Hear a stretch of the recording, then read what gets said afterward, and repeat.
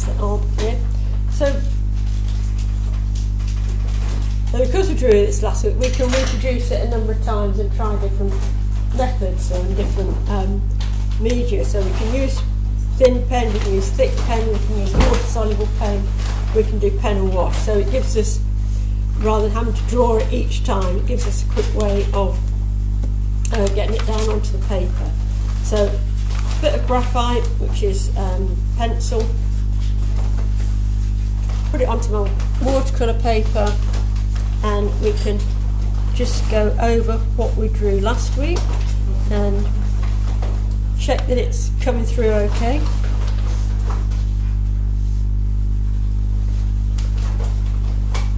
So again, it's just the outline we need.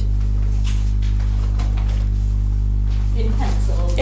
In pencil, yeah. So we're just transferring, I mean, it doesn't really matter what you go over it with, because we've got the graphite on the one side and we're just going over it with a point.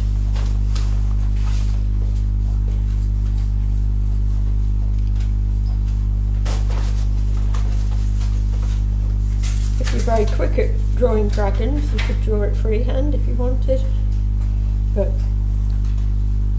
as we drew it last week, we might as well use what we drew. And then we can get it down nice and quick.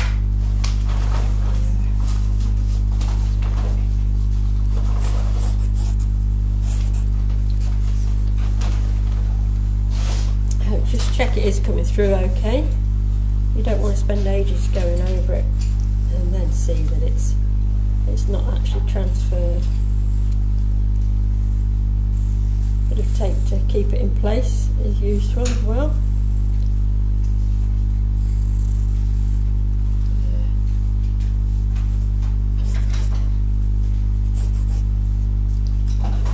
So I've got everything on there. Just check before you take it off. Make sure you haven't missed any bits out. It's easy to do that sometimes. That looks okay. So we've now got our dragon transferred.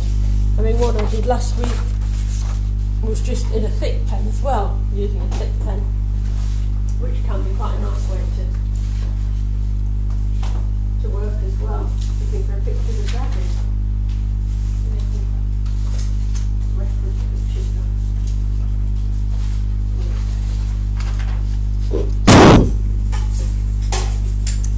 So there's all different ways you can reproduce it, but we'll start off with water soluble, because that's nice and quick. So something like a fountain pen or a barrel handwriting pen, or if you're not sure whether you've got a pen that has got water soluble ink in it, just scribble on a bit of paper, let it dry for 30 seconds, and then just test it with a bit of water. It's good to know what is what, really, but these handwriting pens are always water soluble, so we get some nice effects with it. So we're going to go in, put in the ink, different to last week because we're drawing the dark areas now. We're not drawing the light because we're working on white paper. I mean, you could work on black paper with a white pen and again draw the light. But we need to add a bit of shadow this time with the pen. So we use we use this one when you did the crabs in the demo, if you remember. So you don't want to put too much pen down, and we can always go back in and add more pen afterwards.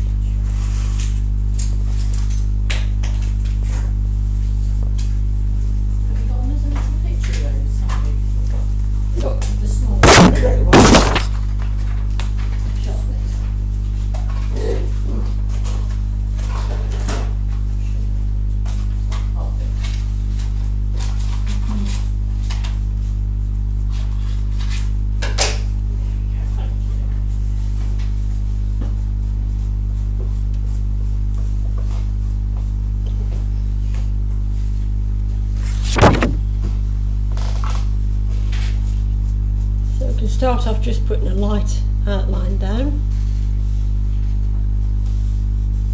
and then we can go in and add more shadow. Again, we don't want to add too much shadow because we're going to use the water to spread the ink, and if we've got loads of ink on there, it'll all end up very dark. Whereas we still want to keep that light feel to it.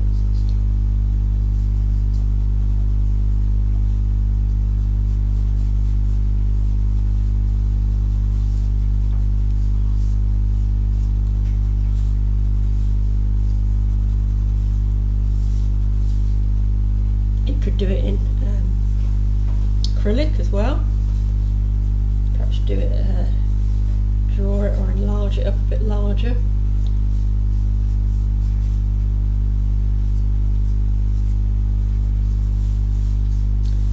And also have a look, perhaps watercolour if we get time. I think they want to do watercolour tonight in tonight's class. So the nice thing is once you've got it drawn out, you can try things out and you're not spending ages drawing it, and then you go and do it and you're not happy with it and you've got to redraw it all again. We've got our master done from last week.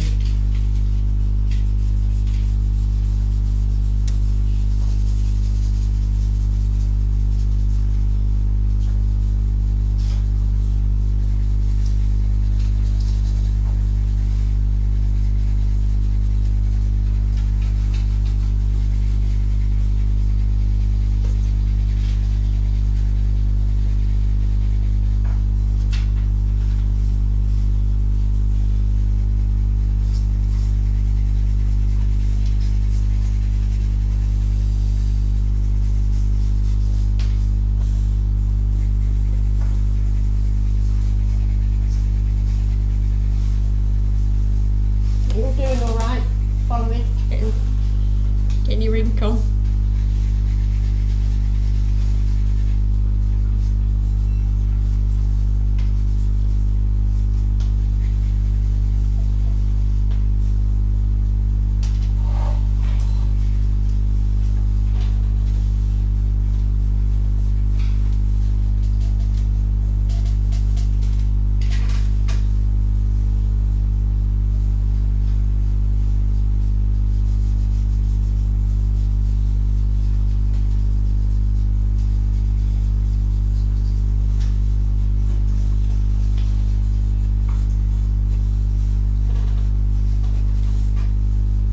Helps you to check that you've got everything in the right place.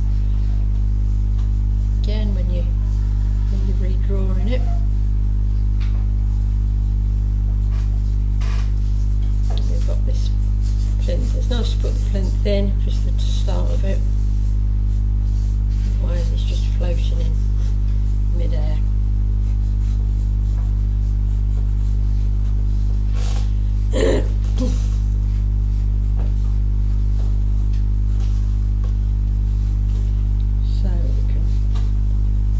Shading in the mouth, around the mouth area. We've got some around the inside of the neck.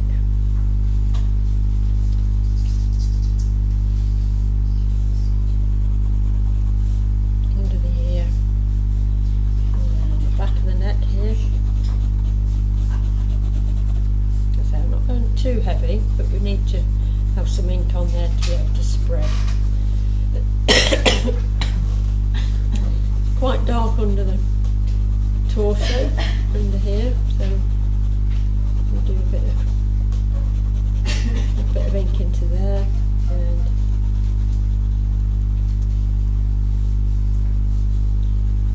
on the legs, again quite dark around here.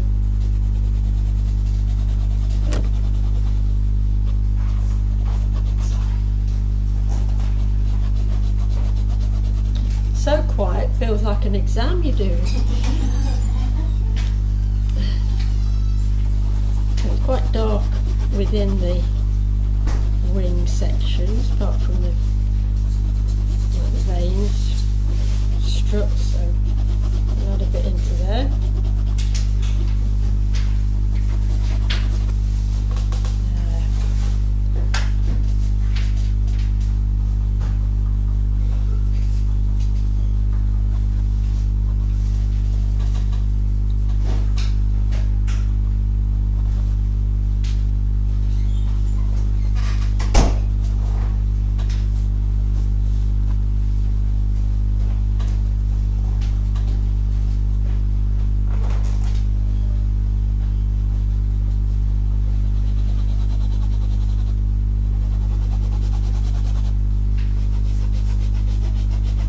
can be quite rough with your shading because we're going to add the water to it, so it'll all disappear. If this was just pen and ink, we'd be a little bit more tidier, a little bit more controlled with how we did it. So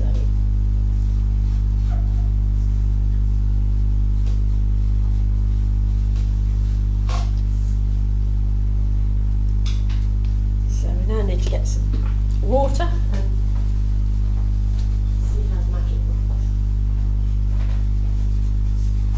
Have you tested your pen?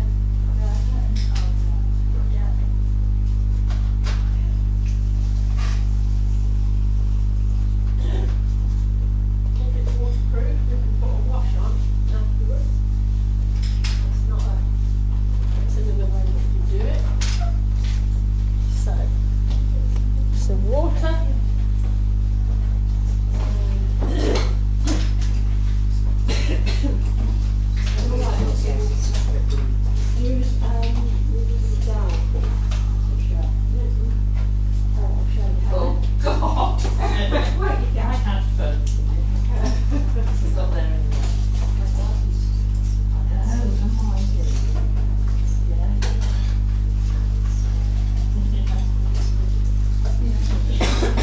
You're alright, sharp.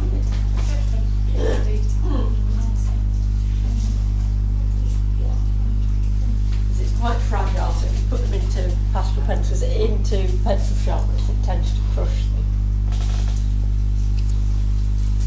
them. So, water soluble, we can rub out any pencil, if there's any on there. Still got a bit of yellow coming through from my pastel from the other week, but we can tidy it up, get rid of the pencil.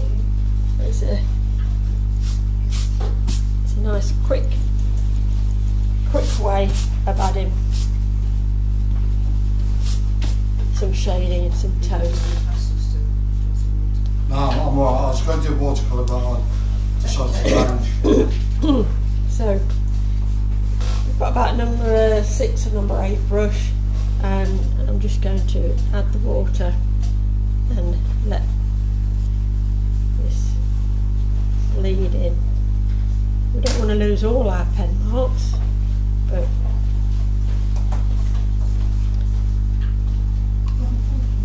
you can see how it begins to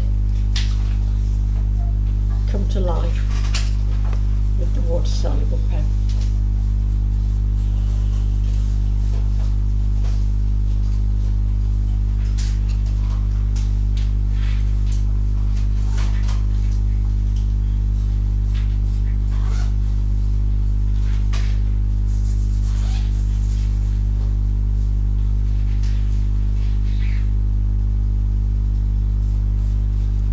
The ink breaks down into all these different colours. We've got pinks and blues and greens, and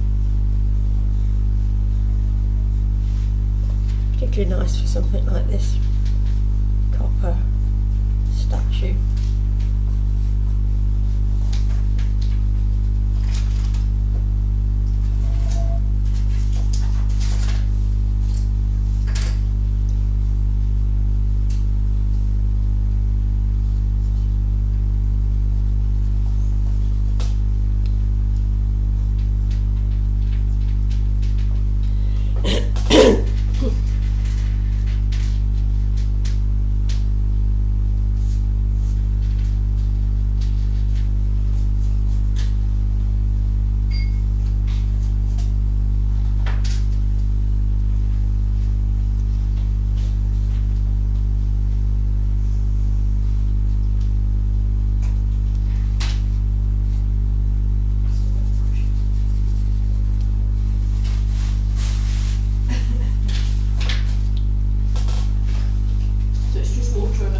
Just water, yeah.